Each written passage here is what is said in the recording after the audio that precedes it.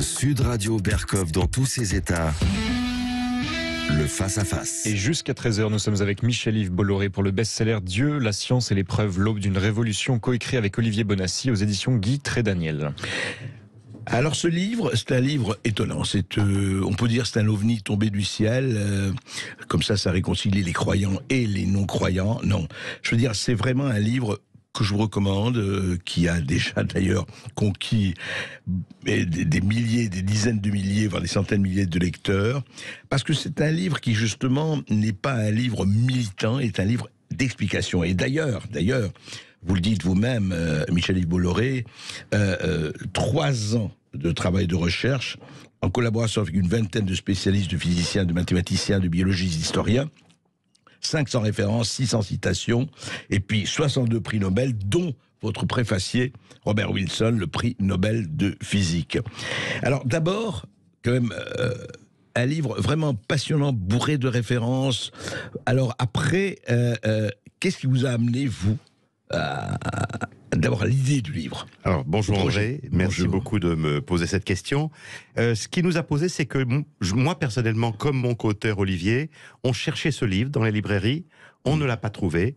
On cherchait un livre qui aurait présenté d'une façon accessible pour tout le monde, c'est-à-dire clairement exposé, mais en même temps bien documenté, tout ce que la science et la raison pouvaient dire de l'existence d'un Dieu créateur.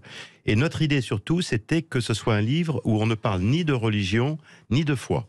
C'est-à-dire qu'en fait, ce livre, il ne parle que d'une seule chose: existe-t-il un Dieu créateur derrière cette grande horloge, cette magnifique chose qu'est l'univers? Voilà. Et avec une seule approche, c'est-à-dire la raison et la science. Qu'est-ce que peut dire la raison et la science de cette question? Comme ce livre n'existait pas, on s'est dit, on va l'écrire. Alors on s'est un petit peu trompé parce que on a cru qu'on mettrait 1 an pour l'écrire. En fait, on a mis 3 ans et demi. Ah oui, il y avait de toute façon de quoi faire. Je rappelle que vous êtes vous-même ingénieur de formation et entrepreneur, Michel-Yves Bolloré, que votre co-auteur Olivier Bonnassy, lui, il est polytechnicien, je crois. Il est polytechnicien, puis, exactement. Voilà. Et donc, vous êtes penché là-dessus. Alors, est-ce que tous les deux, vous êtes croyants? Alors c'est très intéressant parce que moi, oui, parce que j'étais dans une famille bretonne catholique traditionnelle, mais Olivier Bonnassy, son parcours est plus intéressant parce que il est arrivé à 20 ans, il était à l'école polytechnique et il était tout à fait incroyant.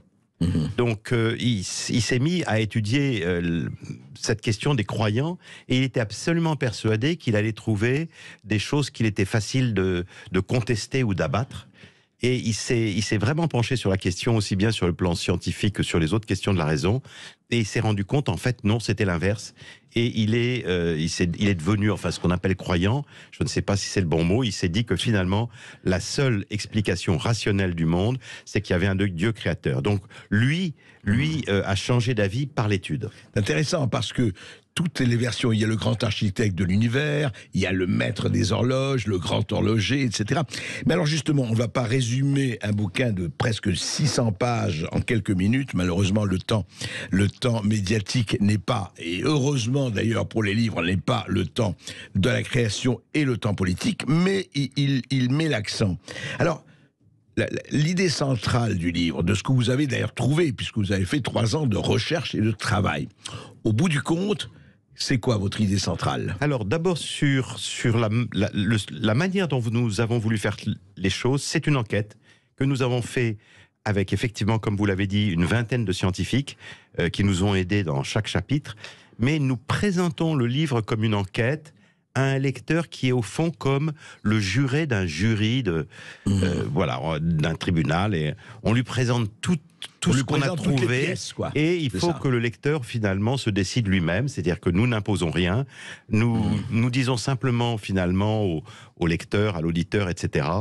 Vous avez envie, au fond vous vous posez la question de savoir si il existe un Dieu créateur, c'est quand même une question importante. Elle est importante en elle-même, mais elle est aussi très importante pour chacun parce que nous sommes intéressés de savoir s'il va y avoir une vie après notre vie. Est-ce qu'il y a une vie après notre vie? Or, il est évident que si Dieu n'existe pas, il n'y a pas de vie après la vie, ça c'est clair. Et par contre, si Dieu existe, eh bien, il y a une bonne chance qu'on ait une vie après la vie. Donc c'est une question évidemment qu'on doit se poser.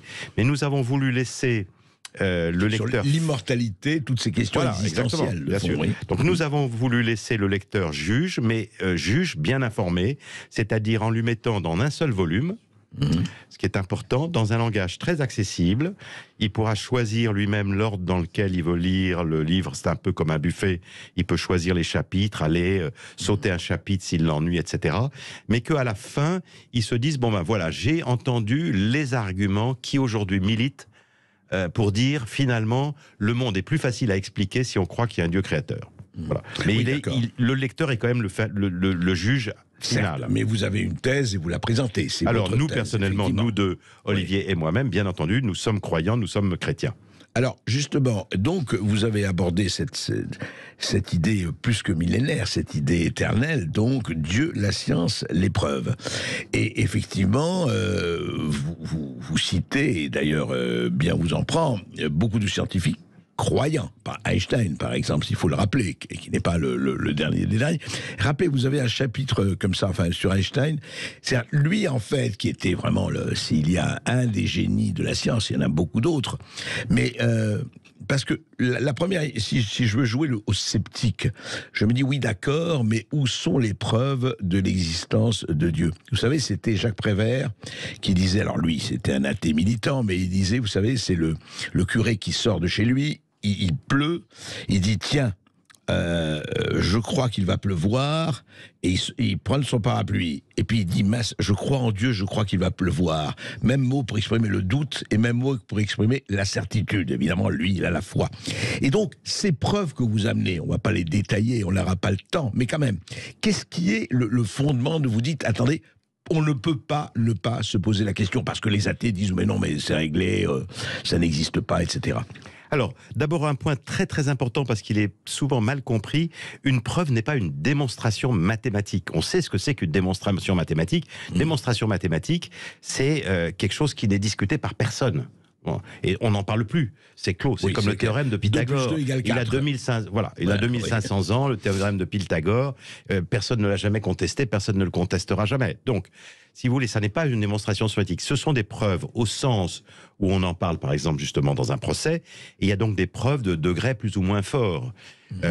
Si vous êtes effectivement dans un tribunal, par exemple, et qu'il y a eu un meurtre, eh bien, l'ADN, c'est une preuve très forte. Le groupe sanguin, c'est une preuve un peu moins forte, mais qui est encore forte. Les empreintes, c'est important. Les témoignages, c'est un petit peu moins important. Bon. Donc, les preuves ne sont pas des démonstrations scientifiques, mais par contre, c'est des accumulations d'éléments. C'est ce qui est dit d'ailleurs dans le dictionnaire français. C'est des accumulations d'arguments, dont une somme, si vous en avez une somme d'arguments importants, surtout s'ils sont indépendants et convergents, finalement, vous permettent de dire, bon, bah, je pense qu'on fait vraiment, voilà ce qu'on doit conclure, et voilà, j'arrive à une certaine faire pencher la balance. certitude. Voilà ce qui fait pencher la balance. Donc voilà exactement pour la notion de preuve, ne pas confondre preuve et démonstration scientifique, premièrement. Alors la deuxième, effectivement, il y a eu une révolution en faisant cours à partir du XXe siècle, c'est-à-dire que si on se place au début du XXe siècle, vers 1900, la plupart des savants et la plupart des intellectuels sont devenus incroyants parce qu'on a vécu toutes ces Galilée, on a vécu Newton, Kepler, l'Inquisition, voilà, etc., Lamarck, oui. Darwin, surtout Darwin, Freud, Marx, etc. Enfin, on a vécu toute cette kyrielle à la fois de savants et d'intellectuels qui ont dit, voilà, Dieu n'existe pas, non seulement il n'existe pas, mais il est toxique, c'est l'opium du peuple, etc. Puis alors, à partir de 1900, 1920, il va y avoir des tas de découvertes absolument extraordinaires qui ne sont pas très compliquées à comprendre. Il faut que les auditeurs ne soient pas inquiets, ils puissent le lire.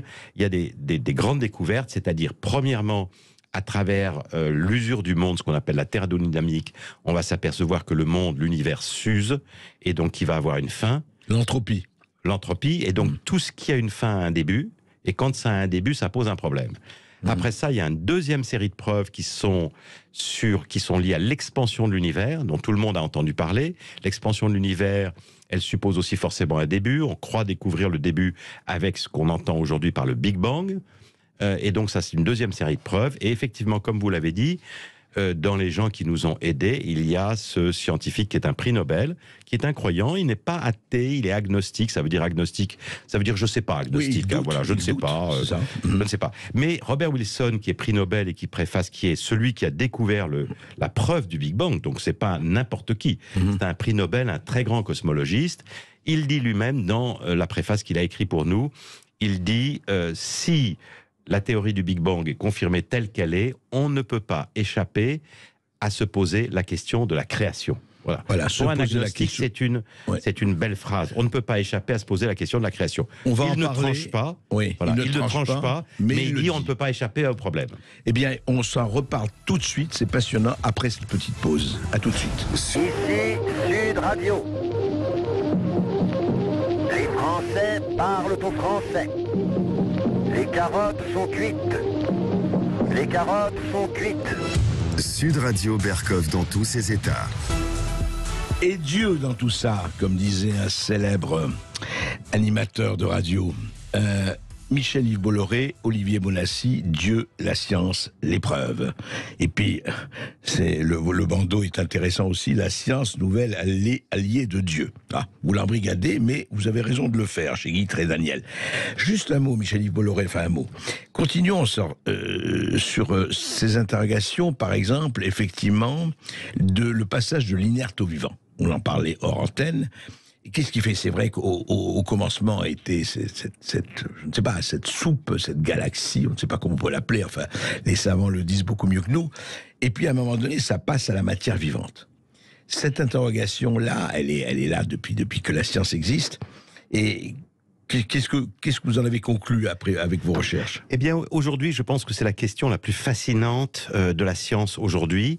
Il y a la cosmologie, on en a parlé, c'est très intéressant. Il y a des tas de choses très importantes sur la mort thermique de l'univers, sur le principe anthropique, etc. Mais je pense qu'au fond, finalement, la question la plus passionnante et la plus incroyable, c'est le passage de l'inerte au vivant. Si on se penche très rapidement sur l'historique et l'histoire de ça, Darwin, en 1850, dit qu'au fond, finalement, dans une soupe primitive qui était au pied d'un volcan, où il y avait des tas d'organes, de produits chimiques, d'organo-éléments, etc., il y a eu des coups de tonnerre, du vent, de la pluie, et que tout ça a été secoué, et qu'une première cellule vivante est apparue dans cette petite mare chaude qu'on appelle une soupe primitive. Alors ça, c'était en 1850, et donc tout le monde a adhéré à cette thèse, et on y a tellement adhéré que dans les années 1950, 60, 70, aux États-Unis, il y a eu énormément de laboratoires qui ont trituré des soupes primitives en faisant passer des courants électriques, de l'électromagnétisme, en rajouter des ingrédients, etc. Et donc nous décrivons dans notre livre la dizaine de laboratoires qui, pendant 20 ans ou 30 ans, ont travaillé en essayant de secouer pour faire apparaître une cellule vivante, ou du moins quelque chose qui s'en rapproche. Et alors en fait, ce qui s'est passé, ce qui est très très intéressant, c'est que vers ces années-là, on a découvert une révolution, c'est-à-dire qu'en fait, la plus petite cellule vivante était un truc d'une complexité incroyable, avec de l'ADN, on en entend tous parler, de l'ARN, du ribosome. Ce sont des ordinateurs avec des logiciels, c'est-à-dire des choses d'une complexité inouïe. Oui, et aujourd'hui, je suis obligé évidemment d'être très bref, aujourd'hui, on ne sait plus comment ça a pu arriver. Et du coup, ce qui est à mon avis, un aveu et une preuve indirecte, tous les gens qui essayaient de touiller la soupe primitive en espérant voir apparaître une cellule vivante, eh bien ces gens, ils ont arrêté de touiller la soupe primitive parce qu'ils savent qu'ils n'ont plus aucune chance que ça arrive. Alors ça, je pense que c'est au fond, finalement, les gens ont cru pendant longtemps que l'écart entre la matière, c'est-à-dire les cellules... La matière inerte, vous voulez dire. La matière inerte, c'est-à-dire les molécules les plus grosses, les plus longues molécules et une cellule vivante, ils pensaient que le ravin entre les deux n'était pas très grand. Et maintenant, ce ravin n'est plus un ravin, c'est un gouffre immense. Un abîme, oui. Alors, c'est un abîme. Bon, il est évident qu'il a été franchi, puisque nous sommes là. Et donc, il y a bien eu une cellule vivante. Mais simplement, cette question, aujourd'hui, est un mystère immense. Et il faut reconnaître que des savants se posent, nous avons un chapitre là-dessus, se posent sur cette question en se disant, vraiment, là, nous n'avons aucune solution, parce que le darwinisme ne marche pas. Parce que le darwinisme, il marche par rapport au vivant qui se reproduit et qui s'améliore et se perfectionne en se reproduisant. Pas dans l'inerte. Voilà. Donc je pense que c'est probablement une des questions les plus extraordinaires et les plus fondamentales, et c'est celle qui prêche pour qu'il y ait eu un réglage ou des lois extraordinaires mises par un créateur pour que cet instant-là arrive. En tout cas, c'est vrai que ces questions sont posées. Enfin, déjà la question du cerveau humain. Les milliards de connexions d'un cerveau humain qui va beaucoup plus loin que n'importe quel ordinateur, mais demain et après-demain, ça même les grands tenants de l'intelligence artificielle vous le disent. Donc, il y a quelque chose qui est effectivement posé, et au fond, mais c'est vrai, vous devriez faire un tome 2 et 3, parce que vous avez commencé à parler des choses, mais c'est pas fini. Mais en fait, est-ce que vous pensez qu'on pourra un jour trancher scientifiquement, au sens où on parle de preuves scientifiques, la question, où en fait la question sera éternellement posée, ce qui est beaucoup, parce que vous avez démenti une chose formidable, c'est le circuler, il n'y a rien à voir. En fait, là, c'est ne circulez pas, ou en tout cas circuler dans le livre et autres, il y a tout à voir. Oui, absolument, parce que il y a eu plusieurs siècles, de la Renaissance jusqu'à 1920, grosso modo, ça fait presque 400 ans, où les scientifiques ont découvert des explications des lois naturelles qui expliquaient le fonctionnement du monde. Et alors, comment on expliquait le fonctionnement du monde? C'est très bien, bien entendu, mais les gens se disent maintenant, s'il y a des explications, au fond, finalement, naturelles, et des lois naturelles à l'explication du monde, Dieu n'est plus nécessaire pour l'expliquer, et s'il est plus nécessaire, c'est qu'il n'existe pas. Donc ça, c'est une tendance qui va de 1540 Copernic, grosso modo, jusqu'à 1920 Einstein.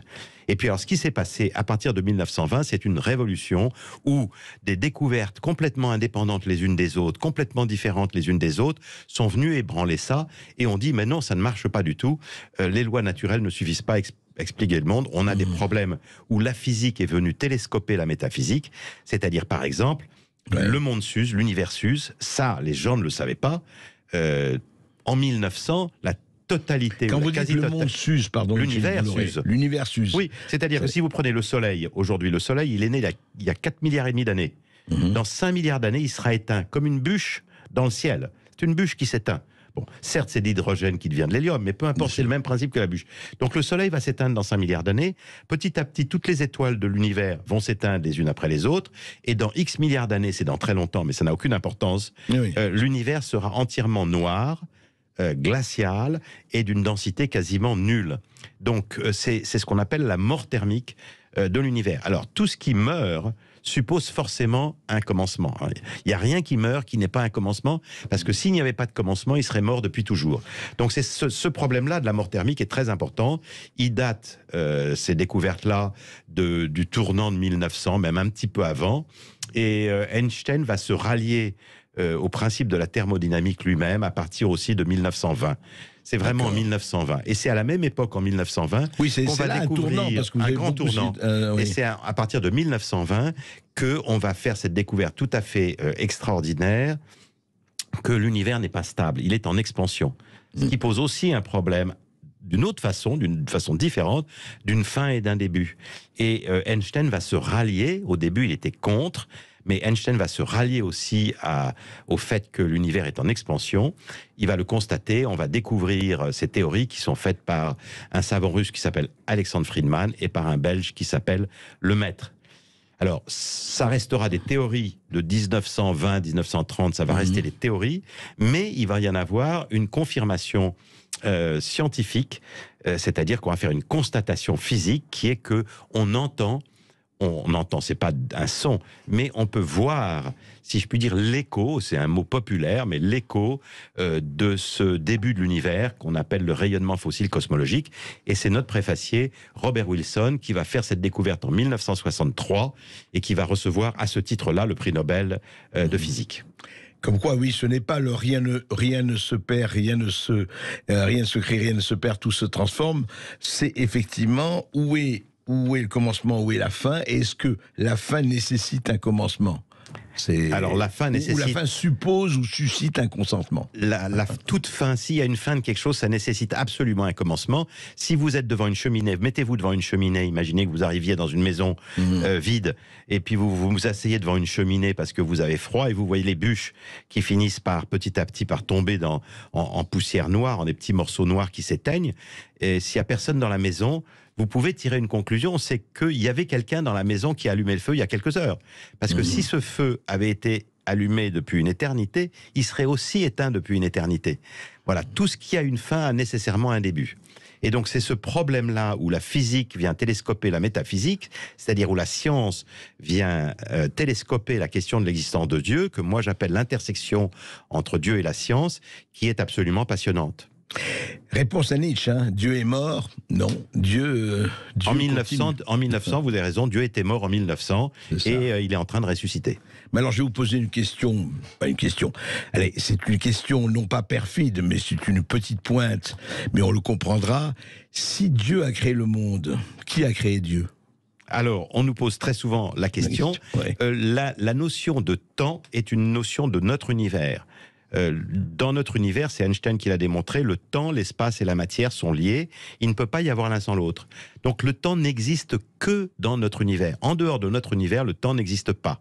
Et le temps, en fait, est notre lié... univers au sens de notre univers de global. tout l'univers global, oui. Oui, et le sûr. temps est lié au fait qu'une chose change et se modifie.